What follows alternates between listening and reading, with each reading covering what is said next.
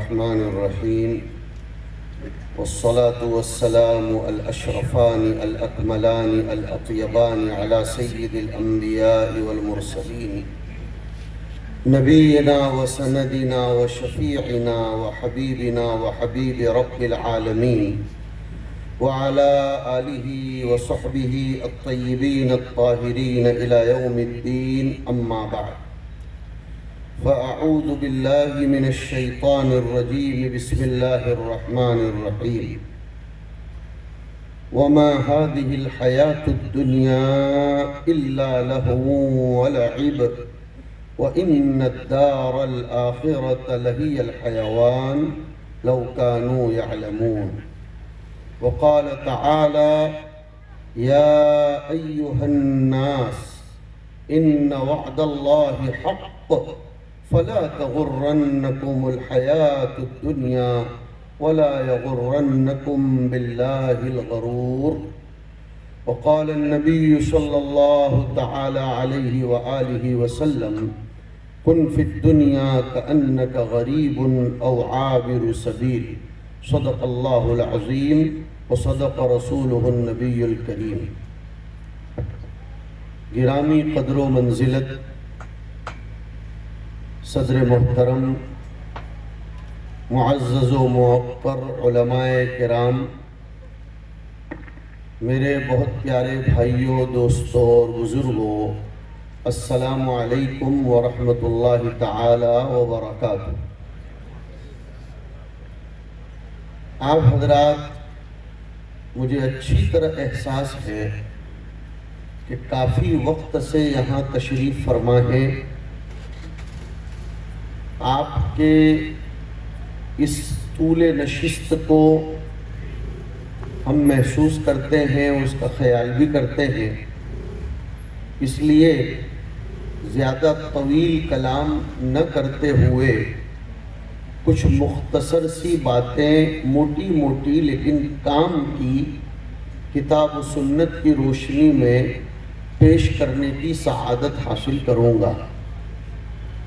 ویسے تو یہ مجلس میرے اپنے خیال سے اصلاً مشاعرے کی مجلس ہے اور وہ کافی رواں دواں ہے.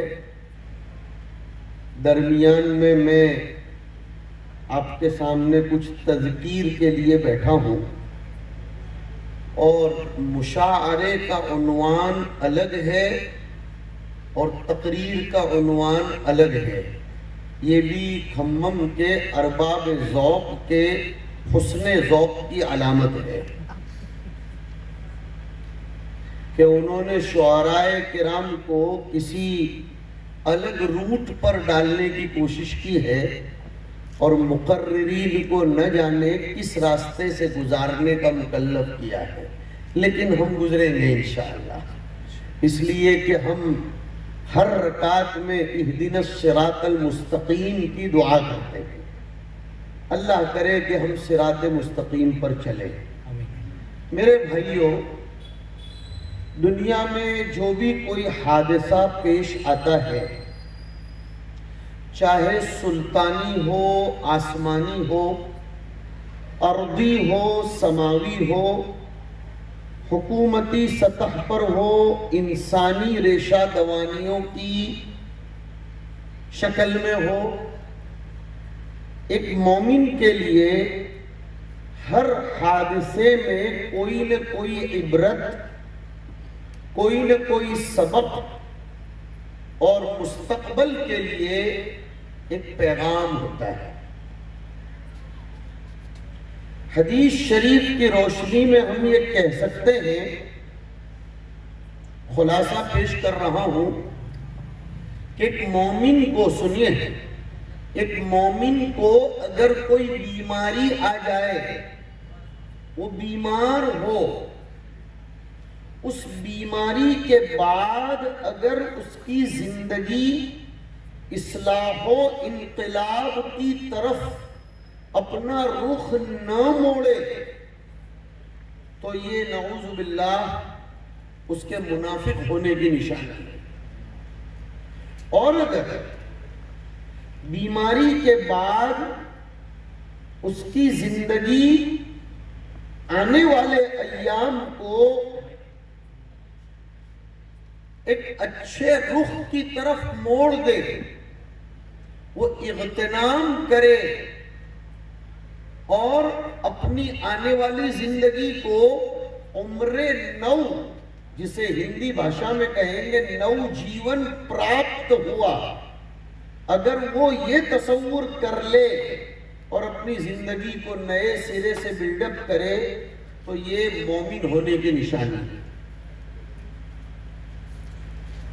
قرآن کریم میں چونکہ ہمیں مضمون دیا گیا ہے کہ اس قسم کی وباؤں میں ہمیں نبی علیہ السلام کی گائیڈ لائنز کیا ہے، کتاب و سنت ہمیں کیا سکھاتی ہے، میں اس پر موٹی موٹی بات کروں گا آپ کو۔ قرآن کریم میں ایک سورت ہے سورہ توبہ، جسے سورہ براءہ بھی کہتے ہیں۔ اس میں حق تعالی شانہ اخیر میں ایک حقیقت کو بیان فرماتے ہیں۔ ارشاد ہوا اولا يرون انهم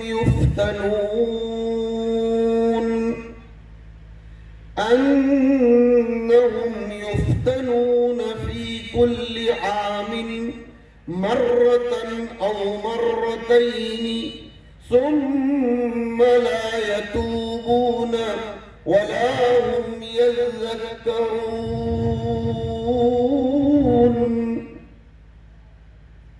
کیا لوگوں نے کبھی یہ غور نہیں کیا کہ انہیں ایک سال میں کئی حالات سے گزارا جاتا ہے، آزمایا جاتا ہے۔ یہ دنیا دار الفتن ہے، دار الابتلاء والامتحان ہے، اور یاد رکھو طبیعت کو اطمینان کی کیفیت مرتے وقت حاصل ہوتی ہے۔ سن رہے ہو؟ اس طبیعت کو، اس روح کو، اس نفس کو جیتے جی کبھی اطمینان مل جائے کبھی نہیں ہو سکتا۔ آپ نے دنیا میں کسی بھی شخص کو بالکل شکایت سے خالی پایا؟ کوئی اولاد کا رونا رو رہا ہے، کوئی قرضے کا رونا رو رہا ہے، تو کوئی ملازمت کا رونا رو رہا ہے، تو کوئی زراعت کا، تو کوئی حالات کا، تو کوئی بیوی کا، تو بیوی شوہر کا۔ اگر آپ ہر ایک کو ڈائیگنوسس سینٹر میں لا کر چیک اپ کریں اس کے اندرونی کیفیات کو، تو پتہ چلے گا ہر ایک اندر سے کسی نہ کسی اعتبار سے ٹوٹا ہوا ہے۔ یہ بات اور ہے کہ کبھی کبھی تماچا مار کر گال کو لال رکھنا پڑتا ہے۔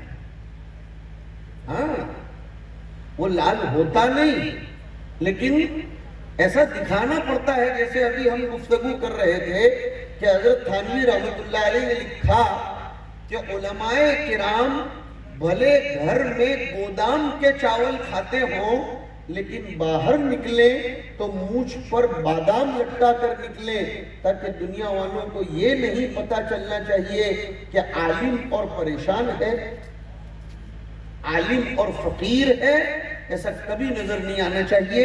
علماء کو اپنا وقار ملحوظ رکھنا چاہیے۔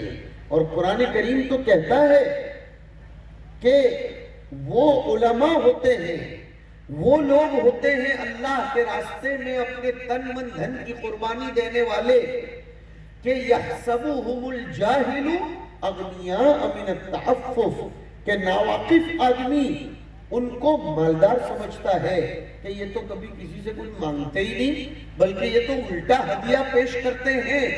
ہاں، جب ان کو ٹٹولو تو پتا چلتا ہے کہ یہ بیچارہ کسی حالت سے گزر رہا ہے۔ بہرحال مجھے گفتگو یہ کرنی ہے، دنیا میں ہر شخص کسی نہ کسی پریشانی میں مبتلا ہے۔ اطمینان کب نصیب ہوگا معلوم ہے؟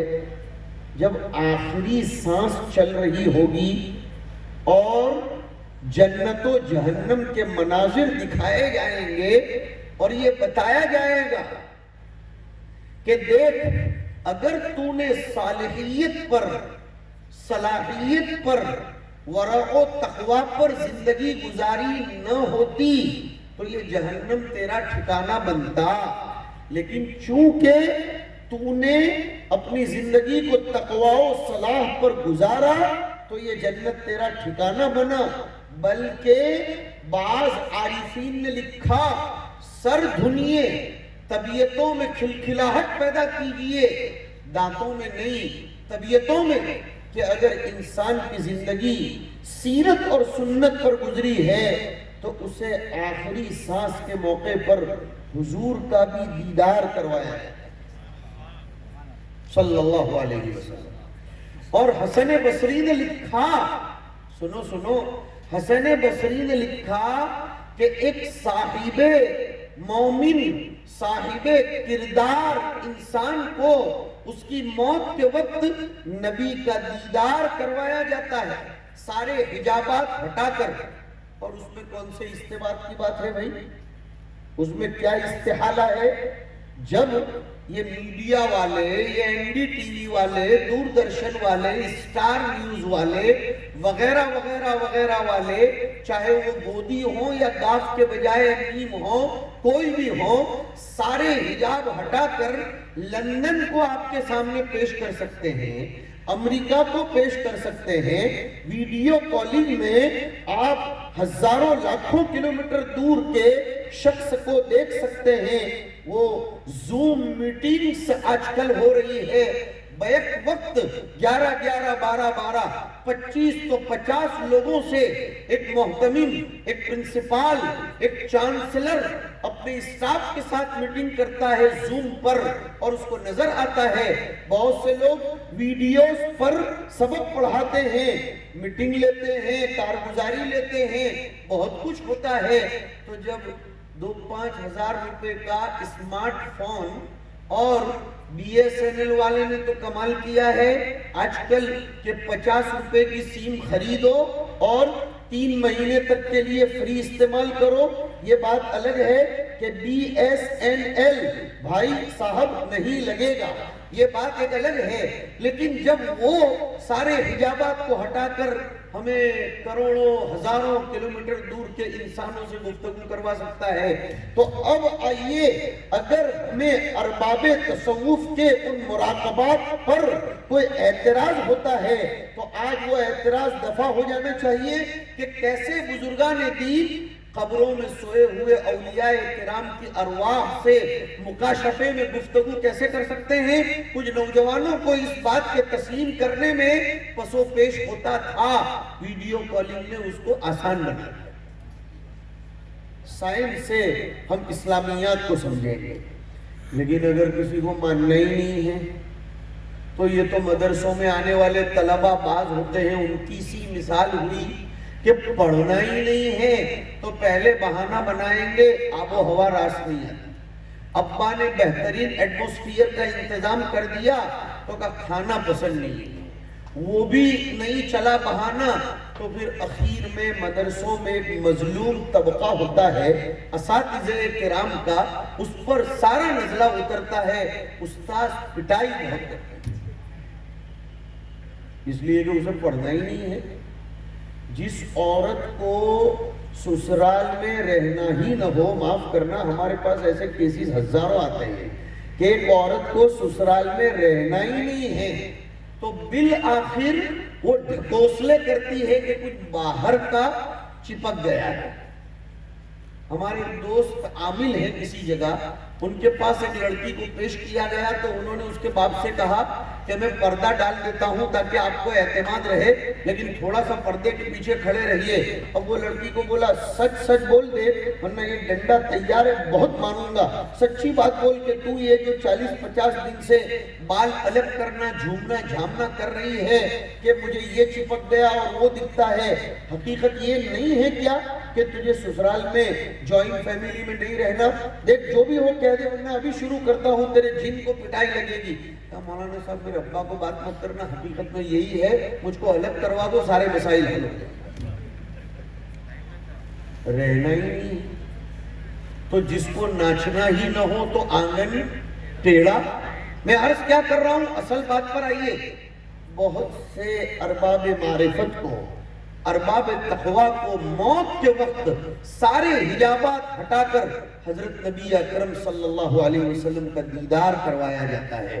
اب وہاں ارباب معرفت نے لکھا کہ اس دیدار سے اس کے دل کو جہاں خوشی، فرحت، طمانینت ہوتی ہے، وہی اب کی بات خاص سننا ہے، وہ گیا قبر میں اور جہاں اس کو یہ سوال کیا کہ تمہارا نبی کون ہے، تو وہ کہتا ہے ابھی چند گھنٹوں پہلے ہی تو اس کا دیدار کر کے آیا ہوں، میں اس کو بھول کیسے سکتا ہوں، اس کو میں کیسے بھول سکتا ہوں۔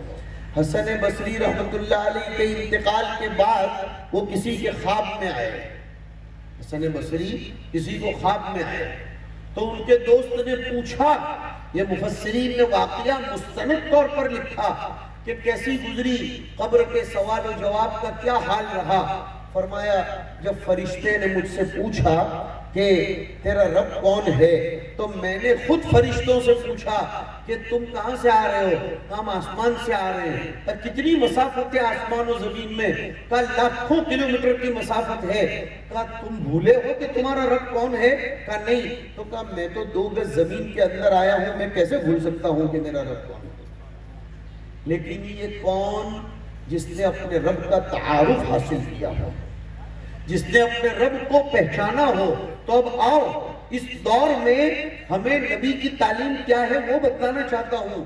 حدیث میں حضور اکرم صلی اللہ علیہ وسلم ارشاد فرماتے ہیں تموتون کما تحیون وتحشرون کما تموتون، جیسی زندگی گزارو گے موت ویسی آئے گی، اور جیسی موت آئے گی ویسی ہی قیامت کے دن اٹھائے جاؤ۔ ہمیں اپنی زندگی کو اللہ رسول کی تعلیمات پر، اللہ کے ذکر پر گزارنی ہے، تو پھر موت کے وقت ہمیں اطمینان حاصل ہوگا۔ اور اس کی زندہ مثال یہ ہے کہ بڑے جب اس دنیا سے چلتے ہیں تو ان کی ہونٹوں پر اور ان کے چہرے پر مسکراہٹ ہوتی ہے، جو مرنے کے بعد بھی مطمئن چہرے کی شکل میں نظر آتی ہے۔ میری بات پتہ نہیں سمجھ میں آ رہی ہے کہ بہت سے نیک لوگوں کو دیکھا ہوگا کہ ان کو کفن پہنانے کے بعد دیکھو تو چہرہ پہرے سے زیادہ کھل گیا ہوتا ہے۔ میں نے دیکھا ہے ایسا، کئی لوگوں کو دیکھا کہ وہ سخت بیمار رہے، بیچارے اڑتے تھے بیماریوں میں، لیکن مرنے کے بعد ان کا چہرہ کھل گیا اور ایسا لگتا ہے بڑے اطمینان کے ساتھ اس دنیا سے گئے ہیں۔ کیوں نہ جائیں اطمینان کے ساتھ؟ اس لیے کہ اللہ نے اس حالت کی منظر کشی کی ہے۔ یا ایتھا النفس المطمئنہ ارجعی الی ربک راضیۃ مرضیہ فادخلی فی عبادی وَادْخُلِي جَنَّتِي۔ اے وہ انسان جو اطمینان سے رہا ہے، اب تو اپنے رب کی طرف لوٹ آ، تو بھی خوش، تیرا رب بھی تجھ سے خوش، میرے بندوں میں داخل ہو جا، میری جنت میں داخل ہو جا۔ ایک بات بڑی کام کی یاد آئی، بہت کام کی اور بہت ویلیویبل بات ہے، آپ کو آج سناؤں۔ اللہ پاک نے انسان کو مرتے وقت جنت میں داخلے کی خوشخبری بعد میں سنائی، ادخلی فی عبادی پہلے سنایا۔ میرے بندوں میں آ جا اور میری جنت میں آ جا۔ پتہ چلا جنت کا لطف بھی تب تک مکمل نہیں ہوتا جب تک اہل اللہ کی صحبت میں ہاں اہل اللہ کی صحبت اس زمانے میں سب سے زیادہ ضروری ہے، جو انسان کو روک لیتی ہے ضلالت سے، گمراہی سے، زیغ و ضلال سے۔ میں عرض کر رہا تھا کہ یہ جو کورونا کی بیماری آئی اور کسی قدر ابھی بھی چل رہی ہے، ایک مومن کسی بھی حادثے کو لائٹلی، نارمل، روٹین اور معتاد طور پر نہیں لیتا. یہ میرے بیان کو خلاصہ پیش کر رہا ہوں. ایک ایمان والا کسی بھی چیز کو ایسا نہیں کہتا ہے کہ یہ تو ایک بیماری ہے جو آئی چلی جائے گی. نہیں، یہ طریقہ 9ویں پارے کے دوسرے رکوع میں کافروں کا بتایا گیا ہے. میں آیت پڑھتا ہوں کہ جب کافروں کو کہا گیا، دوسرا رکوع ہی شروع ہوتا ہے جس میں اللہ پاک فرماتے ہیں کہ فَأَخَذْنَاهُمْ بِالْبَأْسَاءِ وَالضَّرَّاءِ لَعَلَّهُمْ يَضَّرَّعُونَ فَلَوْلَا إِذْ جَاءَهُمْ بَأْسُنَا تَضَرَّعُوا وَلَكِنْ قَسَتْ قُلُوبُهُمْ.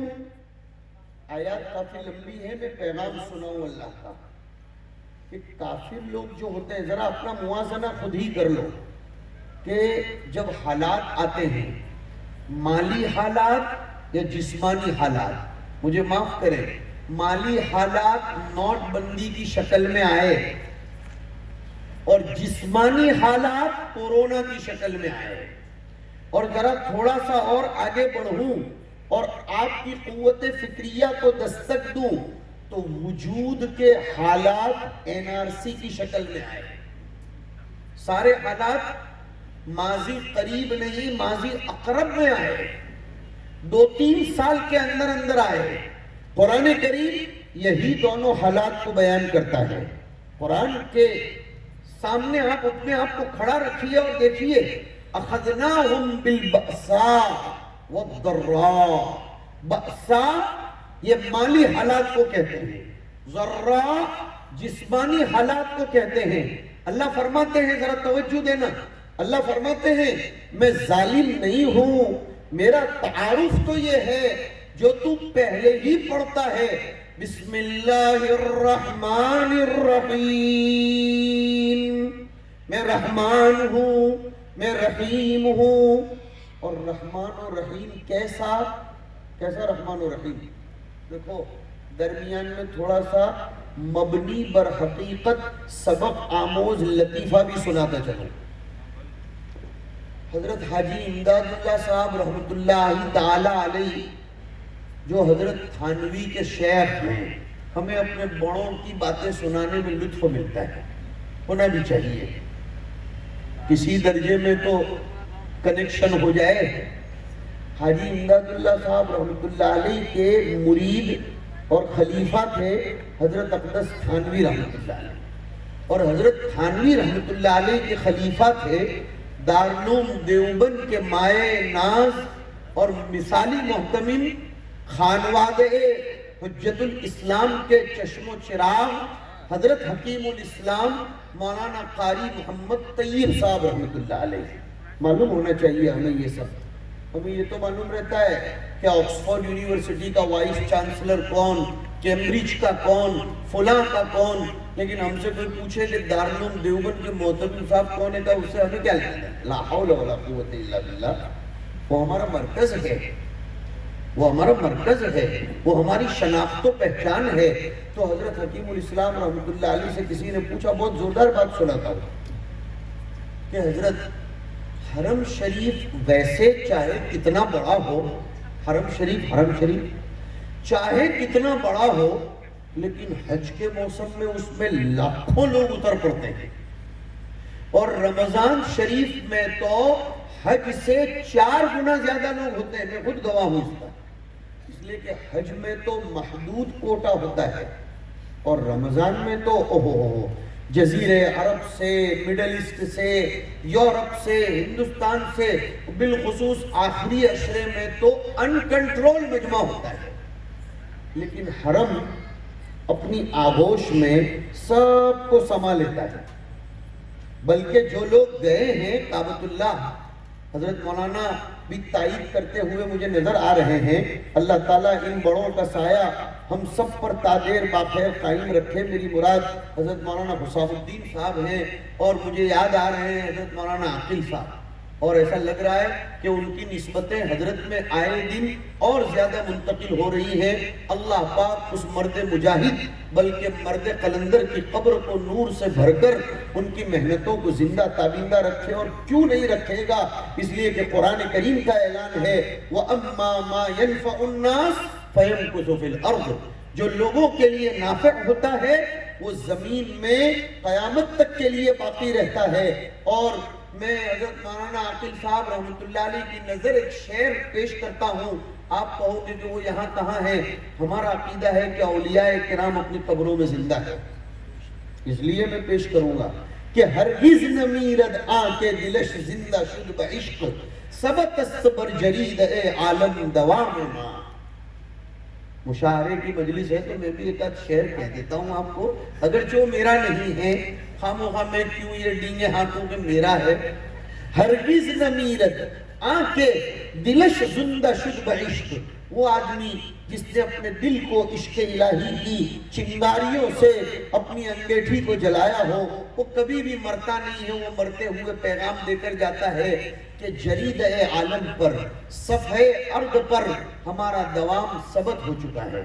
ہمیں اپنے پچھلے بزرگوں کو بھولنا نہیں چاہیے، یہ اس امت کا بہت بڑا المیہ ہے کہ اگتے سورج کی پوجا کرتے ہیں اور جانے والے کو کبھی کبھی خال خال یاد کرتے ہیں۔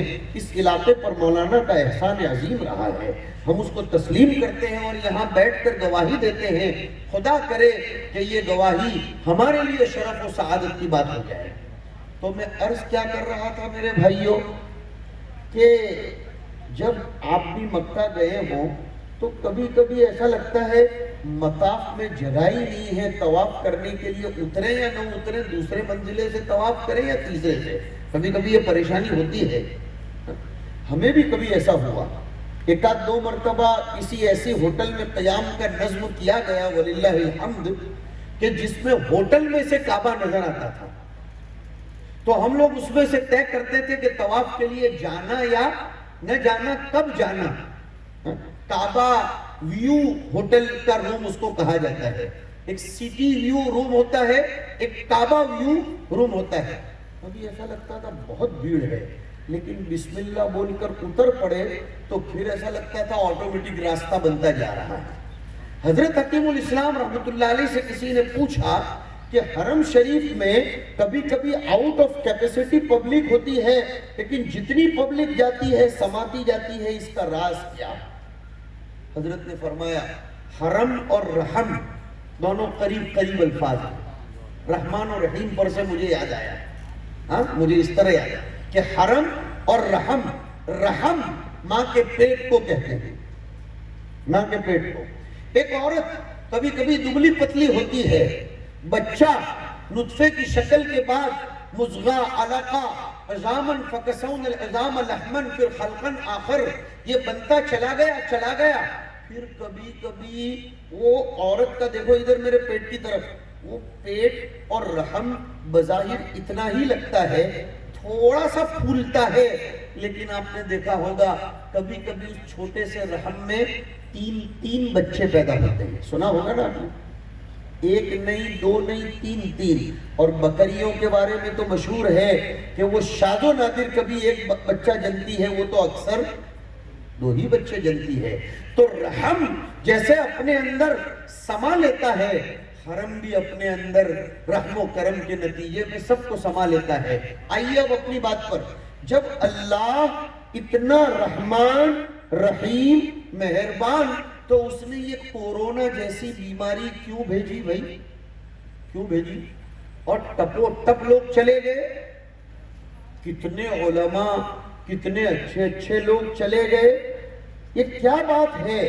یہ ستانے کے لیے نہیں ہے، کبھی کسی مکان کو گرایا ہی جاتا ہے نیا بنانے کے لیے، اور کبھی کبھی پرانے رنگ کو اکھیڑا جاتا ہے نیا چڑھانے کے لیے، اور جتنا مضبوط کلر چڑھانا ہو اتنا ہی پرانے کو گھسیٹ کر اور مٹا کر رگڑ کر پھر اس کو کھرچ کر اتارنا پڑتا ہے، تاکہ نیا رنگ بڑی مضبوطی کے ساتھ دیوار کے ذرے میں راسخ ہو جائے۔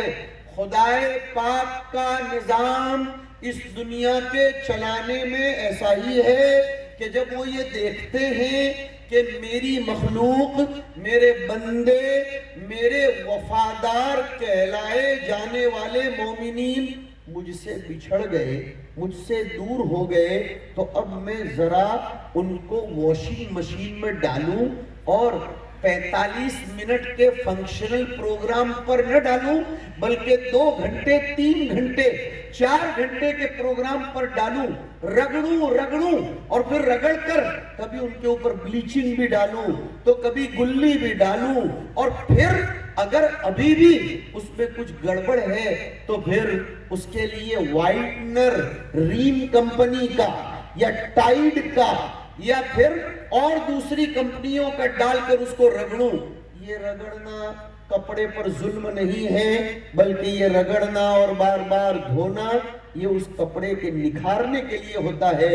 ویسے اللہ پاک اس دنیا کو نکھارنا چاہتا ہے، اس کا منشا تو یہ ہے کہ حالات کے پیش نظر لوگ اللہ کی طرف متوجہ ہوں، توبہ کریں، تذکر کریں، سبق حاصل کریں، اور کس اولاد کے بلبوتے پر ناش کرتے ہو، کس اولاد کے لیے ذرا میری طرف متوجہ رہو، کس اولاد کے لیے حلال و حرام کی پرواہ کیے بغیر دوڑتے پھرتے ہو، اور کن رشتہ داروں اور کن دوستوں اور کن اعزاء و اقربا کے لیے شریعت کی دھجیاں اڑا دیتے ہو۔ نہیں دیکھا کہ سگی اولاد کورونا لگے ہوئے باپ کو دیکھنے تک کے لیے تیار نہیں ہوئی۔ آپ کے حیدرآباد میں یہ واقعات ہندوستان میں سب سے زیادہ ہوئے ہیں۔ حیدرآباد میں اس طرح کے واقعات، یعنی کورونا سے مرنے والوں کی بات نہیں کر رہا ہوں، اچھوت سمجھ کر دور رہنے کے واقعات پورے ہندوستان میں سب سے زیادہ حیدرآباد میں پیش آئے۔ باپ کو کورونا ہو گیا، اولاد نے کہا یا تو میرے باپ کو ہاسپٹل لے جاؤ یا گھر کے 4تھے 5ویں منزلے پر چڑھا دو، ہم سب مکان خالی کر کے چلے جاتے ہیں۔ بلکہ یہ جملے آئے کہ باپ کی سانس کی ایک ہوا بھی گھر کے دروازے کو لگنی نہیں چاہیے۔ باپ ہو تو اپنی جگہ پر ہو، لیکن اس کو یہاں سے ہٹاؤ تو ٹھیک، باپ کے مرنے پر، اولاد کے مرنے پر، رشتہ داروں کے مرنے پر کندھا تک دینے کے لیے کوئی تیار نہیں ہوا۔ اس کو اللہ نے بیان فرمایا، یا ایھا الناس ان وعد اللہ حق فلا تغرنکم الحیات الدنیا۔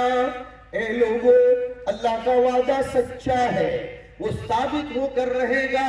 دنیا کی زندگی تمہیں دھوکے میں نہ ڈالے، ہمیں دھوکے میں ڈال دیا ہے دنیا کی زندگی میں۔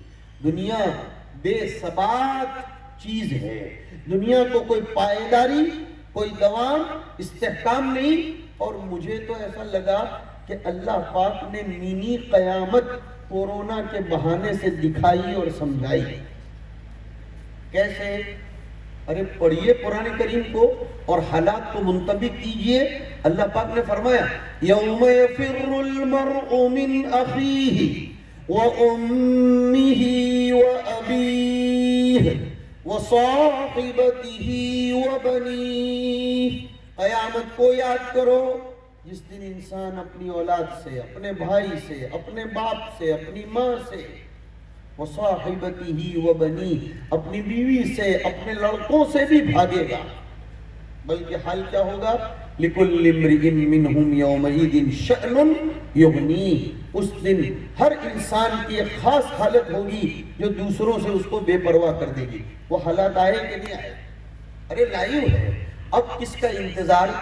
ابھی بھی اگر ہم حلال و حرام کی پرواہ نہ کریں، ابھی بھی اگر اپنی زندگیوں میں انقلاب پیدا نہ کریں، تو شاید ہم سے بڑھ کر کوئی شقی القسمت اور بدبخت نہیں ہو سکتا ہے۔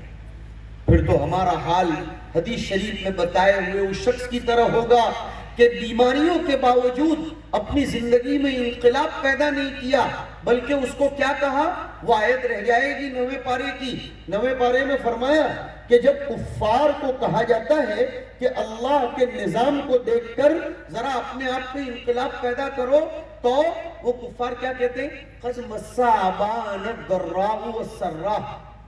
ہمارے باپ دادوں کو بھی ایسے حالات تو آئے تھے، لیکن باپ دادوں نے بھی کہا کہ ہم نے ایسے حالات کا کبھی تصور بھی نہیں کیا تھا جو آئے ہیں. کتنے لاک ڈاؤن لگتے رہے اور ابھی تو نیوز اور چل رہے ہیں، اللہ ہی بہتر جانے کیا ہوگا. لیکن کیسا حشر ہوا کہ وہ سامری جیسا معاملہ تھا، لامساس.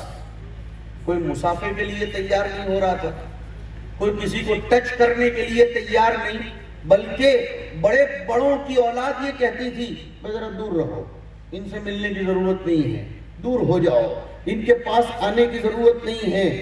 اور حالات تو یہ تھے میرے بھائیوں، اللہ نے مسلط کیا اس طور پر کہ ہمارے یہاں گجرات میں واقعات رونما ہوئے.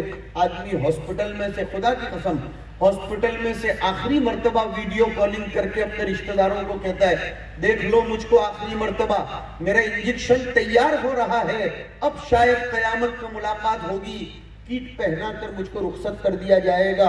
اور واقعتاً ایسا ہوا کہ 2 گھنٹے میں ہاسپٹل والوں نے فون کر کے بتلا دیا آپ کا آدمی چل بسا. اب مجھے بتاؤ، جہاں تک یہ معاملہ ہے کہ لوگوں نے مار ڈالا، واللہ عالم بحقیقت الحال، لیکن میں اہل ایمان سے ایک سوال کرتا ہوں، کیا کسی کے ہاتھ میں یہ طاقت ہے کہ کسی کو ختم کرے؟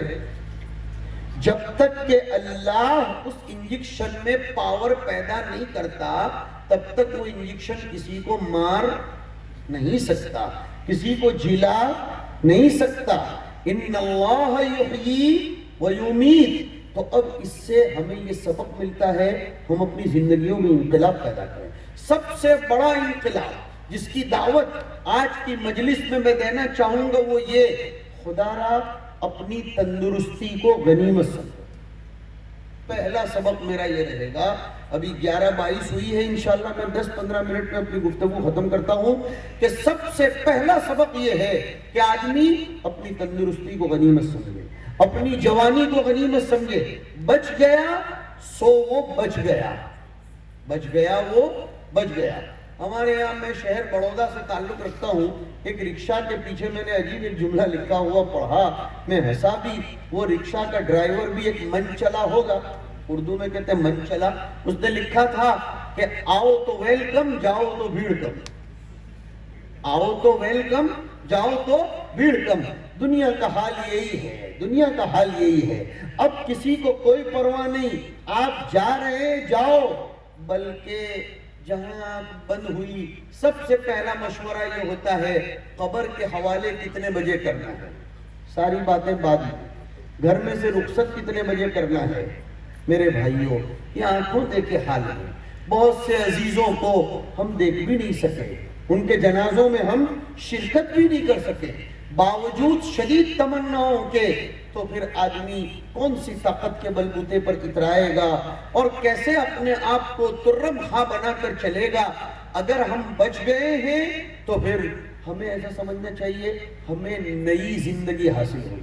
شولاپور، آپ نے نام سنا ہوگا شولاپور، وہاں ایک بہت بڑی سوسائٹی ہے، اس کا نام ہی ہے نئی زندگی. نئی زندگی. بہت سے لوگ بیچارے شہر میں نہیں بس سکتے تھے، جھوپڑ پٹی میں رہتے تھے، وہ اس میدان میں آئے اور بس گئے. ایسے میں آپ سب کو کہہ رہا ہوں، میں بھی اس میں شامل ہوں. اگر اللہ چاہتا تو ہم کو نہیں لے لیتا. کورونا میں تو ایسا تو ہوا ہی نہیں کہ کوئی بڑا گیا چھوٹا نہیں گیا، جوان بچ گیا عورت چلی گئی، سب کو لپیٹ میں لیا. اس سے پتا چلا یہاں جتنے لوگ بیٹھے ہیں سب کو نئی زندگی ملی ہے. تو سب سے پہلے کام یہ کرنا ہے، آج ہی یہ کام کرو. بیان ختم ہونے کے بعد کیا کام کرو؟ اولاً عشاء کی نماز پڑھنے کے بعد اسی مصلی پر 2 رکعت ہم صلاۃ الشکر پڑھیں. ارے بولو انشاءاللہ. کائے کا شکریہ؟ اللہ نے ہمیں اس لپٹ میں نہیں لیا ورنہ ہم بھی چل بسے ہوتے. شکریہ سے ہوگا کیا؟ مجھے جو عنوان دیا گیا ہے نا، میں اس پر چل رہا ہوں کہ ایسے حالات میں نبی کا اسوہ کیا ہے. شکریہ سے ہوگا کیا؟ لَإِن شَكَرْتُمْ لَأَزِيدَنَّكُمْ. خدا کا نظام ہے، اگر شکر ادا کرو گے تو ہم تمہاری عمر میں برکت دیں گے، ہم تمہاری عمر کو بڑھائیں گے. اور عمر بڑھانا کون نہیں چاہتا بھائی؟ اب تو بڈھے بھی اپنی عمر چھپاتے ہیں. پہلے دیکھا تھا لڑکیاں عمر چھپاتی تھی، 25 سال کی ہو گئی بولتی تھی ابھی 18 ہی سال کی چل رہی ہے. لیکن اب تو بوڑھوں کو پوچھو تو کہتے ہیں نہیں ایسا لگ رہا ہے شاید ہم 52-53 سال کے ہوں گے جبکہ جناب ہو گئے 70 سال کے. اور عورتیں بڑی عمر میں بھی اپنی عمر چھپاتی ہیں بلیچنگ کر کے یا پھر اسٹیچنگ کر کے اور اللہ جانے ڈائی کر کے یا وغیرہ وغیرہ کر کے تاکہ ان سے کوئی وائی پوچھ ہی نہ سکے. میرے بھائیوں ہم کتنا اپنے آپ کو بچا سکتے ہیں. موت کسی کو اپنے شکنجے میں لینے سے چھوڑتی نہیں ہے. اینما تکونوا یدرککم الموت ولو کنتم فی بروج مشیدہ. جہاں بھی رہو گے موت آ کر پکڑ لے گی. کیسی بیماری ہے دیکھا آپ نے یہ کورونا کیسی بیماری جو نظر بھی نہیں آتی ہے نظر میں لیکن کہاں اٹیک کرتی ہے اندر جا کر اور پھر آدمی کو کسی کام کا رہنے نہیں دیتی. اس کے سانس پر اٹیک اس کے آکسیجن پر اٹیک اور پھر آدمی کو اس دنیا سے رخصت کر دیتی ہے. ایسی خطرناک بیماری دنیا میں کہیں دیکھی نہیں گئی. یہ خاموخواہ کے ڈھکوسلے ہیں جو کہا جا رہا ہے کہ سازش کی غلط بات ہے. حقیقت ہے یہ خاموخواہ. اس کو ایک جملہ کہوں گا شاید کبھی ذہن میں گیا ہو.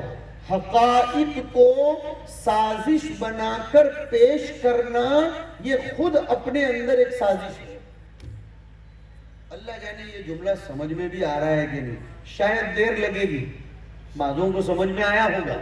حقائق کو سازش بنا کر پیش کرنا یہ خود ایک سازش ہے. کیوں؟ تاکہ آدمی حقیقت کی طرف متوجہ ہی نہ ہو سکے.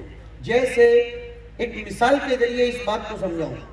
اگر فلاں جناب کا بچہ بگڑ گیا میں کیوں میرا بولوں آپ کا بولوں ایسی مثالوں میں کسی کو ٹارگٹ بھی نہیں بنایا جا سکتا. مثلا یہ جو جناب کھڑے ہیں مائک یہ جو کھڑے ہیں ان کا کوئی بچہ ہے as per example not in fact as per example کہ ان کا بچہ بگڑ گیا. حقیقت یہ ہے کہ انہیں اپنے گھر کا محاسبہ کرنا چاہیے کہ میرا بچہ بگڑا کیوں. اب یہ بہانہ بنانا ماحول سے بگڑا یہ سازش ہے. اس لیے کہ اب انسان اس بچے کی اصلاح کی فکر ہی نہیں کرے گا. اس لیے کہ اس نے پورا قصور کس پر ڈالا؟ ماحول پر ڈال دیا. کاش کہ وہ یہ کہتا میری تربیت میں کوتاہی ہوئی ہے میں توجہ نہیں دے سکا ہوں جس سے میرا بچہ بگڑا ہے. یا دکان پر بزنس میں کچھ گڑبڑ ہو رہی ہے سنتے رہنا برابر گڑبڑ ہو رہی ہے تو کچھ لوگ جو دکانیں سجا کر بیٹھے ہیں اللہ ہی ان کو ہدایت دے وہ کیا کہتے ہیں کسی نے کچھ کرنی کرا دی کسی نے کچھ میلا کروا دیا کسی نے یہ پھونک دیا کسی نے وہ. ارے اللہ کے بندو کوئی کسی کے رزق پر پابندی نہیں لگا سکتا. لیکن جب ویژن چینج کر دیا گیا تو اب انسان صحیح معنی میں محاسبہ نہیں کر سکتا کہ آخر میرا بھی قصور ہے کہ میں 12-1 بجے تو اٹھ کر آتا ہوں دکان کو صاف نہیں کرتا فجر کی نماز نہیں پڑھتا جب رزق کو تقسیم کرنے والے فرشتے آتے ہیں تو میں سویا پڑا رہتا ہوں جس کی وجہ سے یہ ہوا ہے. تو اب آئیے اپنی اصل بات پر.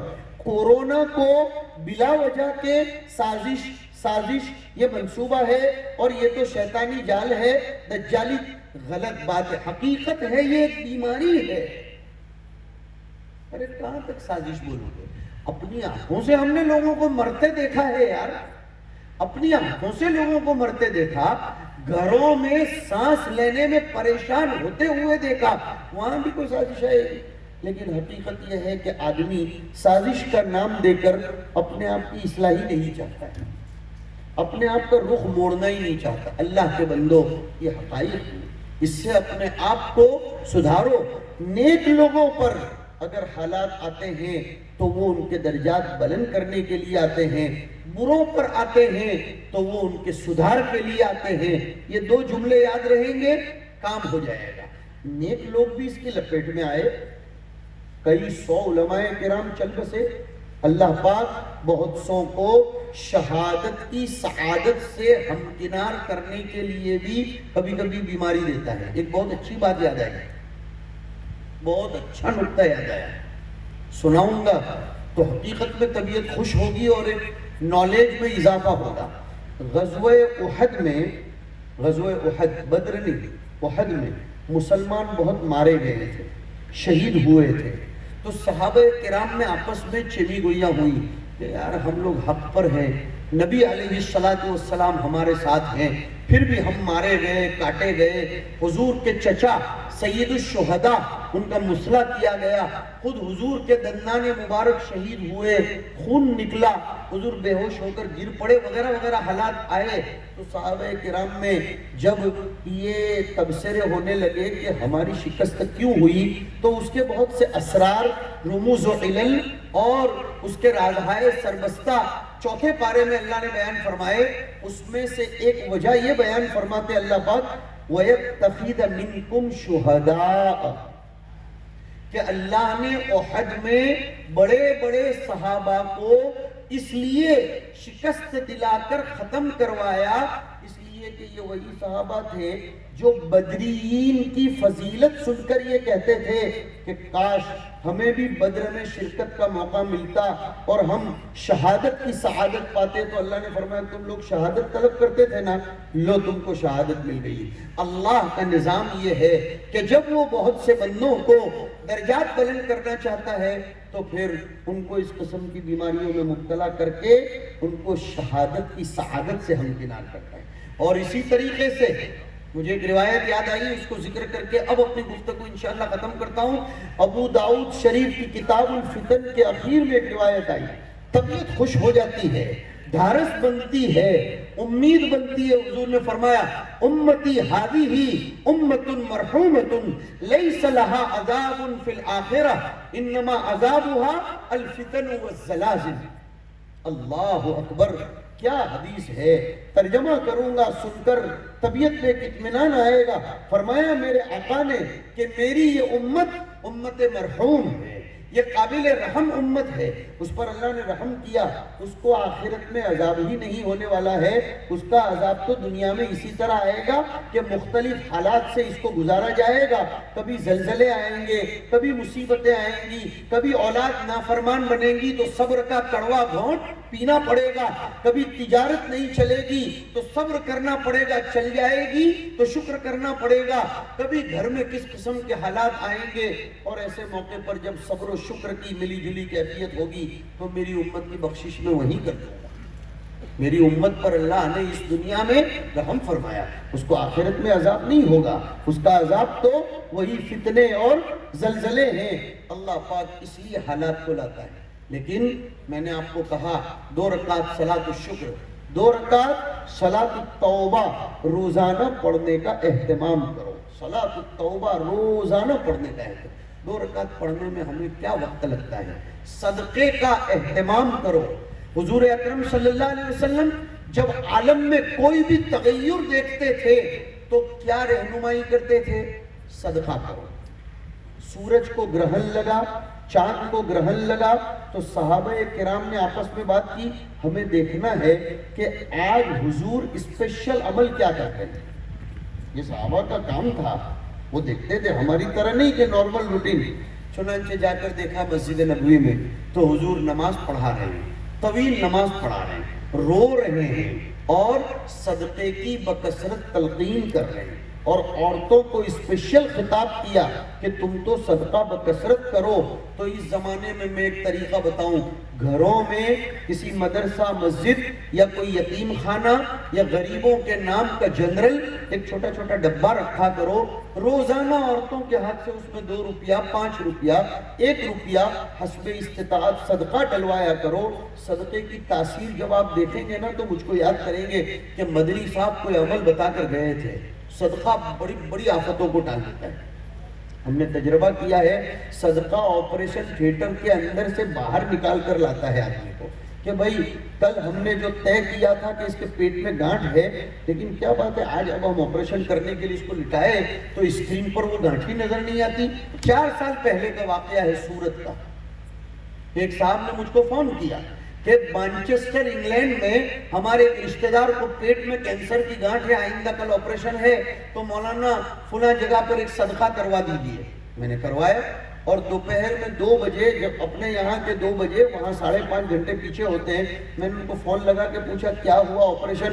کہا مولانا اللہ قبول فرمائے آپریشن کی ضرورت ہی نہیں پڑی، صبح جب ان کو آپریشن تھیٹر میں لے جایا گیا اور اسکرین پر دیکھا تو وہ گانٹھ غائب تھی، گانٹھ تھی نہیں۔ اللہ کی طاقت بہت بڑی ہے۔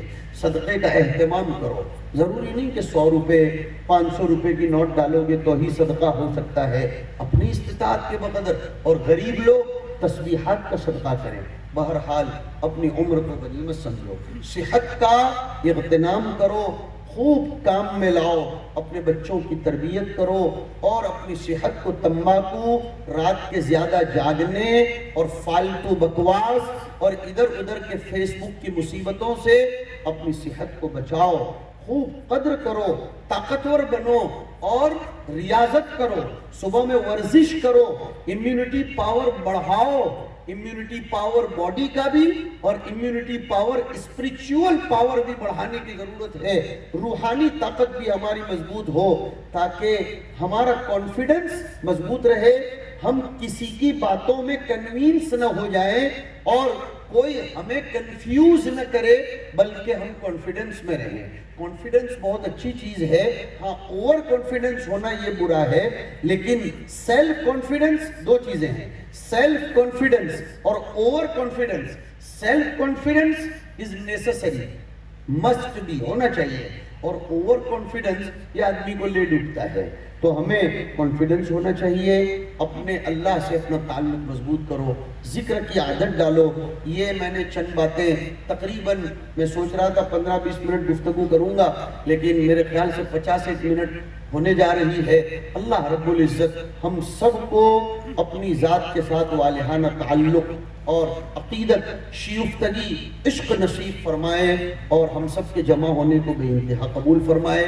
میں شکر گزار ہوں برادر مکرم مولانا سعید صاحب کا، حافظ جواد کا اور ان کے نوجوان ٹیم کا، جن سب نوجوانوں نے مل کر یہ پروگرام منعقد کر کے لوگوں کو تھوڑا سا بیدار کرنے کی کوشش کی ہے۔